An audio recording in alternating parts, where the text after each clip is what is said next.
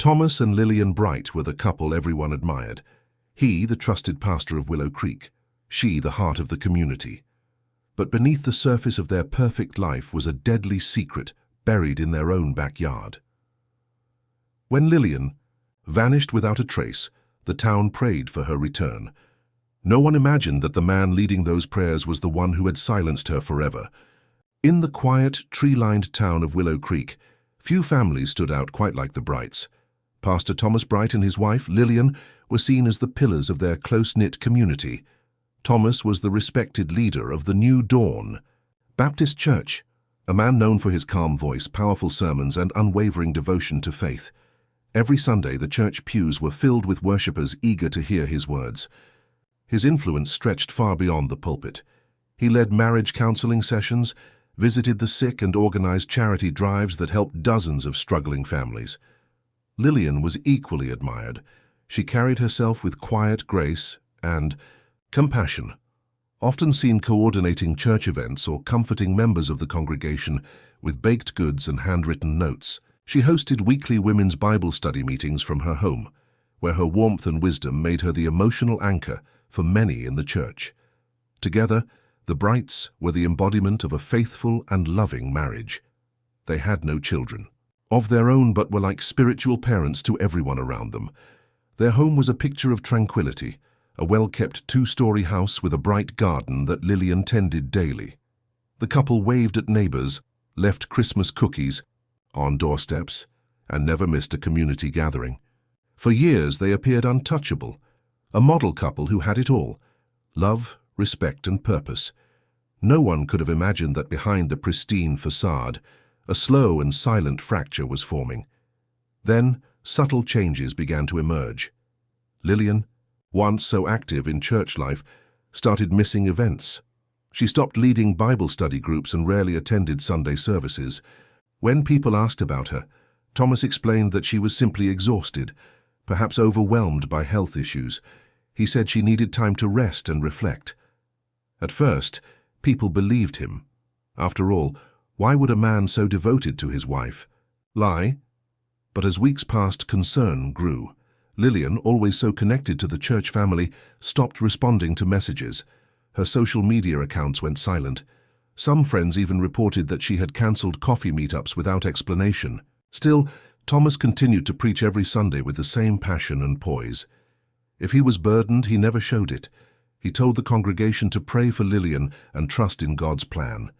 His faith remained unshaken, and that steadiness made it difficult for anyone to challenge his story. People wanted to believe him, they needed to, but a seed of doubt had been planted. The more people thought about it, the more they realized that Lillian hadn't just withdrawn. She had vanished from the rhythm of daily life. No trips to the grocery store, no casual chats in the garden, no signs of her inside or outside the home. And while Thomas smiled and carried on with his duties, those who had once admired the Brights now began to whisper behind closed doors. Something didn't feel right in Willow Creek anymore. One warm July morning, the town of Willow Creek awoke to unexpected news. During the Sunday service, Pastor Thomas Bright stood before his congregation with tired eyes and a trembling voice. He announced that his wife, Lillian, had left him. According to him, she had been struggling with depression for months, and in the middle of the night she simply walked away. He claimed she left behind only a short, typed note saying she needed to escape the pressures of her life. The church was stunned. Whispers spread through the pews and a heavy silence filled the room. People had noticed Lillian's absence for months, but few expected an ending like this. Pastor Thomas asked everyone to pray for her safety and understanding. He insisted that he didn't know where she had gone, but hoped she would return once. She found peace. There were no tears in his eyes, just a solemn look of defeat. The news traveled fast and concern spread quickly. Despite his announcement, something about the story didn't sit well with those who knew Lillian personally. She was known for her stability, her strong faith, and her deep sense of duty, not just to the church, but to her husband. It was difficult to imagine her leaving without saying goodbye to anyone. No text messages, no farewells to friends, not even a message to her sister who lived just a few hours away. When authorities became involved, They found it strange that Pastor Thomas hadn't filed an official missing persons report. Instead, it had been a concerned friend of Lillian's who contacted police after not hearing from her for weeks. When detectives questioned Thomas, he cooperated willingly. He gave them the note, which was printed neatly on plain white paper, unsigned and with no trace of handwriting. He claimed he didn't know what else to do but give her space. Police conducted a walkthrough of the Bright home. It was spotless. There were no signs of forced entry, no broken items, no blood. Lillian's clothes were still in the closet, though some essentials like a coat and purse were missing. Her phone was gone, but it had not been active since the night she supposedly disappeared. Her bank accounts showed no activity. Surveillance cameras in the neighborhood captured nothing unusual. Thomas told police that she likely left on foot and avoided cameras intentionally. He suggested that perhaps she didn't want to be found, that she had grown tired of her life in Willow Creek and needed a clean break. Investigators listened carefully, but remained cautious.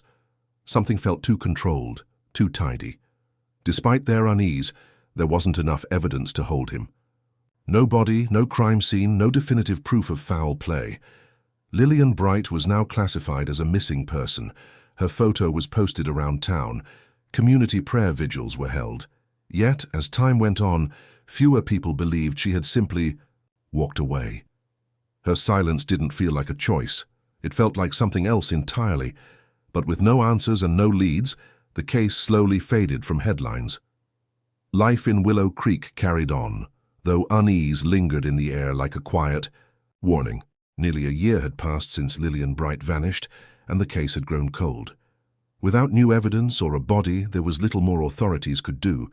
Rumors still circulated through Willow Creek, but most people had returned to their routines. Pastor Thomas Bright continued to lead his congregation, though attendance had begun to shrink. Some parishioners quietly left the church, unsettled by the unanswered questions. Others remained loyal, convinced that he was a man suffering through heartbreak. Then, during the tail end of a particularly violent spring storm, something unexpected happened. A section of fencing between the Brights' backyard and their neighbor's property collapsed. The heavy rain had softened the earth, causing the wooden posts to loosen and fall. While inspecting the damage the next morning, the neighbor noticed something unusual in the Brights' yard. A patch of soil that looked freshly disturbed, even though the rest of the lawn was waterlogged and undisturbed. The area near the garden shed seemed oddly sunken, as though it had settled recently.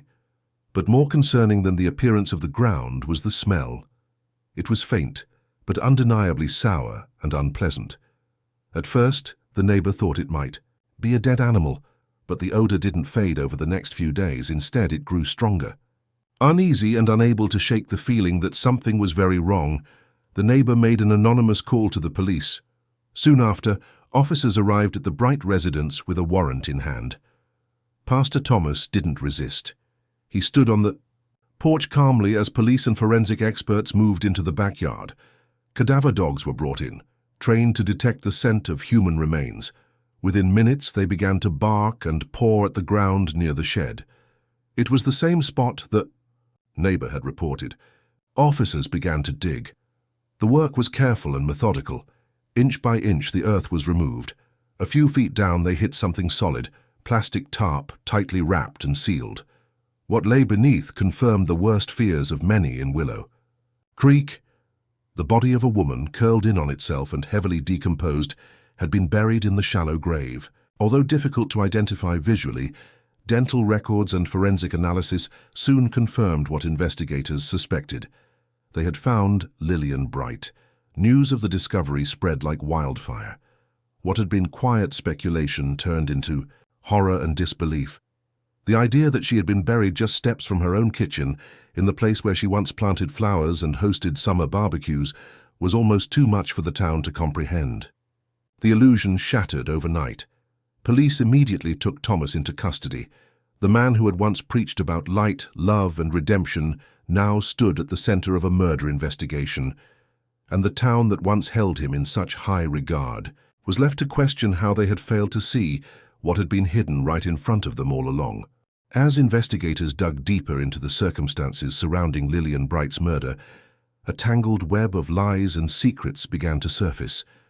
For months, Thomas Bright had maintained the image of a grieving husband, a man devastated by the mysterious disappearance of his wife. But behind that carefully crafted facade, he had been living a life that stood in direct contrast to the principles he preached every Sunday. Forensic analysis confirmed what many feared. Lillian had died from blunt force trauma to the head. The injuries were consistent with an object found inside the house, a heavy brass candlestick that had once sat on the living room mantel. It had traces of blood and hair embedded in it, though it had been wiped clean and returned to its place as if nothing had ever happened. Investigators concluded that the attack happened inside the home, likely during the same night Thomas claimed she had walked out. There were no signs of a break-in or struggle with another person. The evidence pointed directly to him.